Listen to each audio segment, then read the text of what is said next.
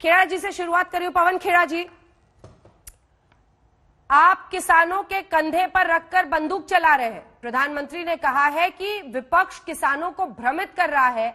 आज परिस्थिति यह है कि 20वां दिन है, किसानों के हित की नहीं, आप अपनी राजनीति की सोच रहे हैं।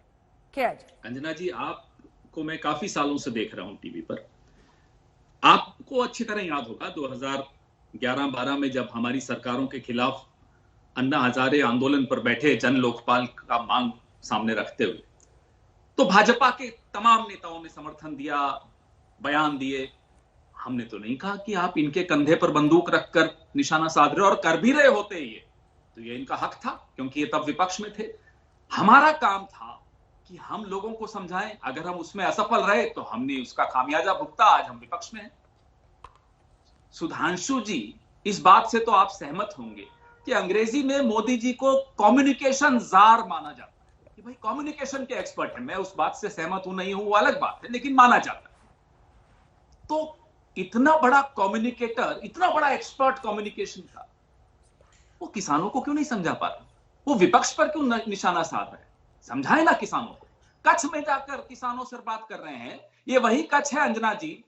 इंडिया टुडे ने आज तक में उस पर स्टोरी कई बार की है, मैंने खुद देखी है। 5000 सिख किसानों को, जिनको लाल बहादुर शास्त्री ने कच्छ में बसाया था, उनके खेड़ूत पोथी, जिनको बैंक अकाउंट फ्रीज कर दिए मोदी सरकार ने, आज भी उनको मालिकाना हक नहीं है उस जमीन का।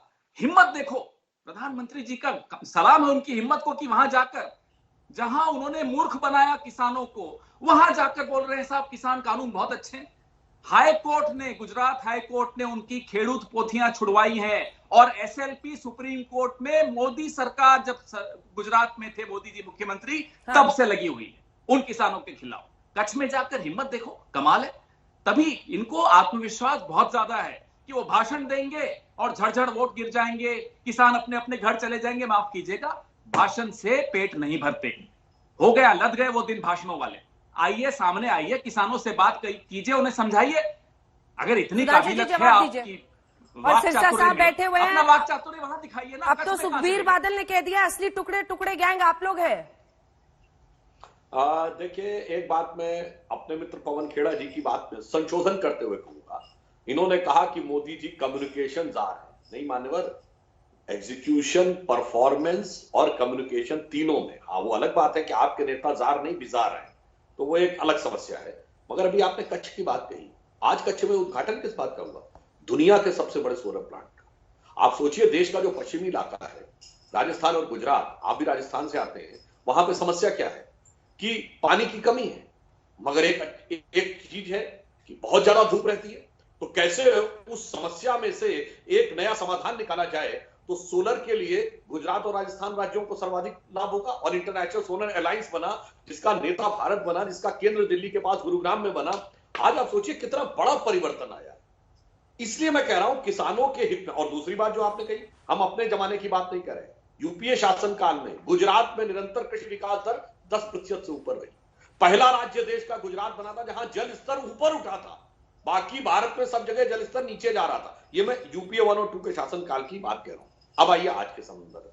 देखिए, यहां किसी को कोई समस्या नहीं है। हम जब मुद्दों पे जब पे विरोध करते थे, तो हमारा पूरे देश में और किसी भी परिस्थिति में एक ही स्टैंड रहता था। यहां समस्या क्या है कि आपकी पंजाब की सरकार ही फल और सब्जी के ऊपर एपीएमसी नहीं देती है और गेहूं और धान पे देती। तो ये समझ में नहीं आता कि फल सब्जी के लिए जो चीज अच्छी है वो गेहूं और धान के लिए खराब क्यों है। अब आप कहते हैं धन्ना सेठों की बात, तो धन्ना सेठ सबसे बड़े अगर खाद्य के हैं तो नेस्ले है, जिसका पंजाब में नेहरू जी के जमाने में एग्रीमेंट हुआ था और इंदिरा जी के जमाने में 67 में आगे बढ़ा। दूसरा, दुनिया का सबसे बड़ा धन्ना सेठ, मैं खाद्य की बात कह रहा हूं, पहला नेस्ले और दूसरा पेप्सी। पेप्सी का 1988 में हुआ, राजीव जी के जमाने में। अभी पिछले साल मार्च 2019 में कैप्टन अमरिंदर सिंह ने उसका उद्घाटन किया। तो मुझे ये नहीं समझ में आ रहा, दुनिया के सबसे बड़े धन्ना सेठों को आप आके रखते हैं, फल और सब्जी में आप एपीएमसी नहीं देते। जहां से आपके राहुल गांधी जी सांसद है वहां एपीएमसी एक्ट है ही नहीं। फिर आके जब विपक्ष लेकर आया या किसान अपने से आए हैं?